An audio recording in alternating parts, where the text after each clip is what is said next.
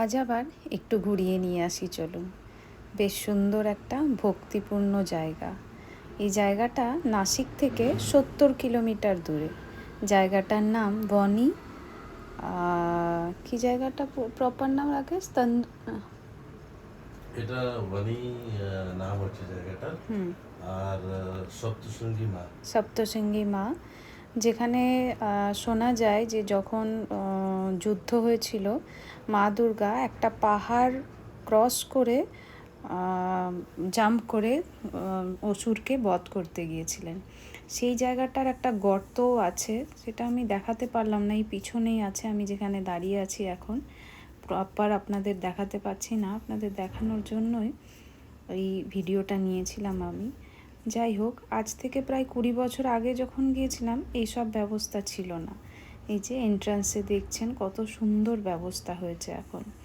বসার জায়গা আছে, প্রসাদ কেনার জায়গা, সব থেকে বড় কথা এই উচ্চতাটা এত বেশি, স্টেয়ার কেস হচ্ছে 470 স্টেপস উপরে যেতে হবে সিঁড়ি ভেঙে। কিন্তু এখন আর সেসব কিছুই করতে হয় না। এখন ওখানে ব্যবস্থা হয়ে গেছে এক ধরনের মেট্রো বা রোপওয়ে বলা যেতে পারে। আপনাদের সেটাও দেখাচ্ছি কিভাবে যায়। একদম নিচে এই ট্রেনটার মধ্যে বসতে হবে, আর ওনারা একদম আপনাদের ভিআইপি টিকিট কাটলে তো একদম মন্দিরের সামনেই গিয়ে ঢুকতে পারবেন। আমরাও এরকমই টিকিট করে গেছিলাম, কারণ আমিও তো সেইভাবে সুস্থ নই, আমার শাশুড়ি মা, আমার মা, এরাও আমাদের সাথে ছিল, তাই আমরা এই ব্যবস্থাটাই করেছিলাম। একদম সুন্দরভাবে পৌঁছে গেছিলাম। আর এটা সপ্তশৃঙ্গী মা এই জন্য বলে কি, এটা 7 পাহাড় দিয়ে ঘেরা, আচ্ছা, এই জন্য সপ্তশৃঙ্গী বলা হয়। হ্যাঁ, 7টা পাহাড় দিয়ে ঘেরা এই মন্দিরটা, সেই জন্য সপ্তশৃঙ্গ বলা হয়।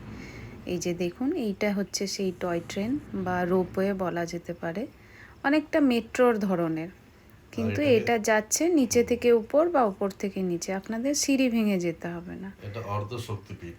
অর্ধশক্তিপীঠ, মহারাষ্ট্রের মধ্যে অনেক জাগ্রত একটা মন্দির, আপনাদেরকে দেখানোর চেষ্টা করলাম। আশা করি আপনাদের ভালো লাগবে, আর আপনারা আসারও চেষ্টা করবেন এখানে। নাসিক ঘুরতে এলে অবশ্যই এখানে আসবেন। ভীষণ জাগ্রত একটা মন্দির। আমি না চাইতেই এই মায়ের কাছ থেকে অনেক কিছু পেয়েছি, সব থেকে মূল্যবান জিনিস দুটো পেয়েছিলাম। তাই আপনাদের দর্শন করিয়ে দিচ্ছি, আপনারাও আপনাদের মনস্কামনা জানান, অবশ্যই সবার মনস্কামনা পূর্ণ হবে। এই যে এখান দিয়েই যাচ্ছি, এইটাই হচ্ছে সেই টয় ট্রেন বা মেট্রো বা রোপওয়ে, যেটাই বলুন। আজ থেকে 20 বছর আগে যখন গিয়েছিলাম, 20-21 বছর আগে, তখন আমরা সিঁড়ি দিয়েই গিয়েছিলাম উপরে। এই যে বাইরে প্রসাদ নেওয়ার ব্যবস্থা আছে, শুজ রাখার জায়গা আছে, সব রকম ব্যবস্থা আছে, এখন আর কষ্ট করতে হয় না।